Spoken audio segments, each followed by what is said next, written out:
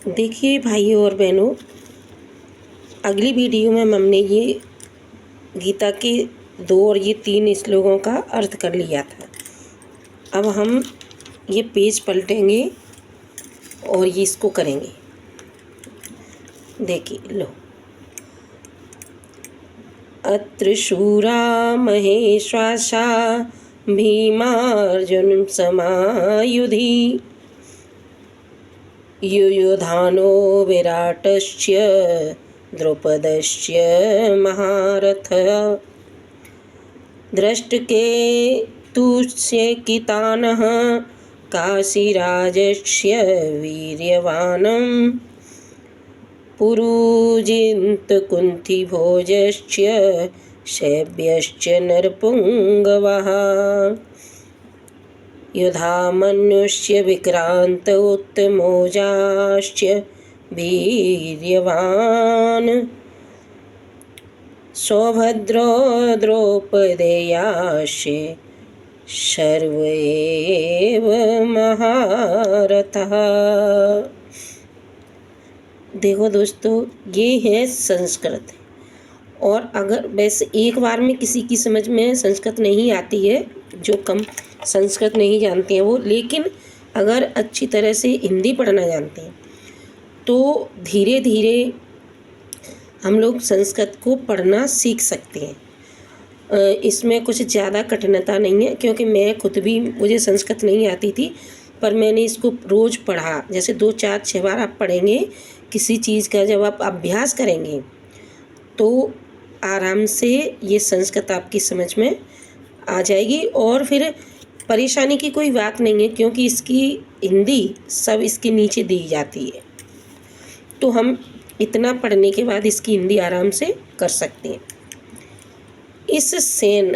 इस सेना में बड़े बड़े धनुषों वाले तथा युद्ध में भीम और अर्जुन के समान शूरवीर सात्विकी और विराट तथा महारथी राजा द्रुपद, धृष्टकेतु और चेकितान तथा बलवान काशीराज, पुरुजित, कुंतीभोज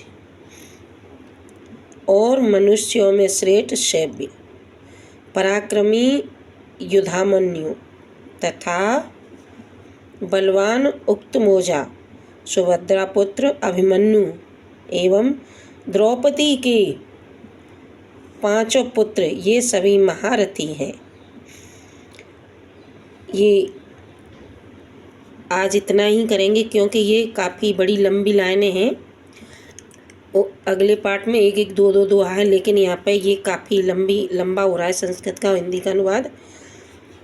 तो मेरी जो पढ़ने वाले भाई और बहनें उनसे यही रिक्वेस्ट है, मतलब उनसे ये विनती है मेरी, कि जो भी हमारे घर के ग्रंथ हैं हम उन्हें पढ़ें और उन पे अमल करें, क्योंकि अगर हम इन पे अमल करेंगे तो अपने भविष्य को उज्जवल बना सकते हैं और साथ ही साथ अपने बच्चों को कुछ अच्छा श्रेष्ठ सिखा सकते हैं। क्योंकि इसको पढ़ने के बाद कुछ समझ में आने लगती हैं। जैसे लोग बाग हमें गलत सलत बताते हैं, जैसे हम किसी के मुँह से सुनते हैं कुछ ऐसा वैसा और सुनने के बाद हम उसी दिशा में चलने लगते हैं। तो कम से कम हम इन चीज़ों को पढ़ेंगे तो हम उनमें मतलब उनकी तुलना तो कर सकते हैं, तौल सकते हैं उसको, सही है या गलत है, ये हम उसका तोड़ निकाल सकते हैं कि ये जो कहा जा रहा है वो सब सही है या गलत, भी हमको गलत दिशा की तरफ हमको ले जाया जा रहा है। और हमारी समझ में आ जाता है, क्योंकि हम लोग आज के बच्चे हैं, सब लोग पढ़े लिखे हैं, इतनी नहीं है कि किसी के बहकावे में हम लोग आएँ। इसीलिए आप पढ़ें और अपने बच्चों को भी इनकी प्रेरणा दें, जिससे बच्चों का आगे का भविष्य सही हो।